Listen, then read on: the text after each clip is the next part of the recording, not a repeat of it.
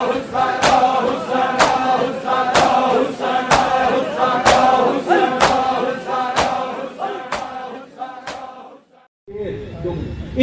دیر کہ میں مسجد میں لایا اسے، مسجد لوگوں سے بھر گئی، مسجد لوگوں سے بھر گئی۔ کہتے ہیں کہ میں اسے کھینچتا ہوا مسجد میں لایا، کھینچتا ہوا مسجد۔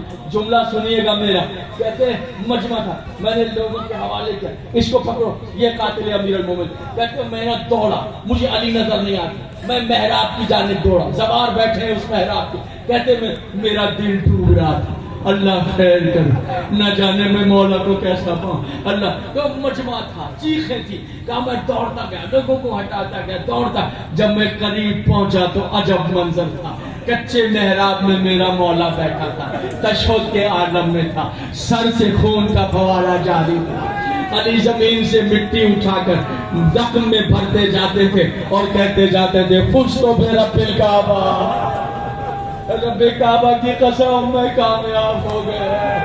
اے عزاداروں، ماتمداروں، کہتے ہم نے سر پیٹا، گلیم لایا گیا، پہلا تابوت علی کا، 2 تابوت، ایک مسجد سے عصمت سرا گھر تک، ایک گھر سے نجف اشرف تک۔ جو مسجد سے گھر تابوت آیا وہ تابوت گلیم تھا، گلیم عربی میں کمبل کو کہتے ہیں، کمبل میں لے کر مسجد سے گھر تک آیا۔ اب 2 جملے ہیں اور بس گریہ ہے آپ کا۔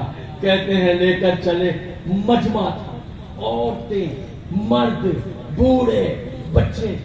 جانتے ہیں یہ کون لوگ تھے؟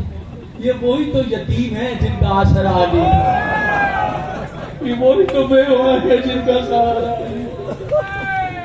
ماتم کر رہے تھے، کہا گھر تک لانے میں، مسجد سے لانے میں تاخیر ہو رہی تھی، علی کا تابوت سواری لانے میں بیٹے کہ کہتے ہیں، سنیے گا، راوی کہتے ہیں میں نے دیکھا 25-30 عورتیں کالے برقعے پہن کے لوگوں کو ہٹاتی مسجد کے دروازے سے علی کی سواری کے قریب آ گئے۔ آخری جملہ، قریب آ کر امام حسن سے کہا فرزند رسول، ہم آپ کی بہن جناب زینب کی کنیزیں اور شاگردیں ہیں۔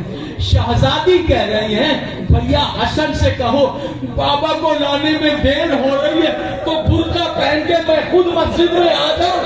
عزاداروں اتنا سننا تھا، زخمی حالت میں علی سر پہ رو کے کہا تو ابھی میں زندہ ہوں بیٹا۔ ماتم امیر یاد ستاوے گی اولاد بطول دی کوفے وچ جدو پودی لاش اٹھاوے گی، اولاد بطول دی کوفے وچ جدو پودی لاش اٹھاوے گی، اولاد بطول دی کوفے وچ جدو پودی لاش اٹھاوے گی۔ ناسایا بچے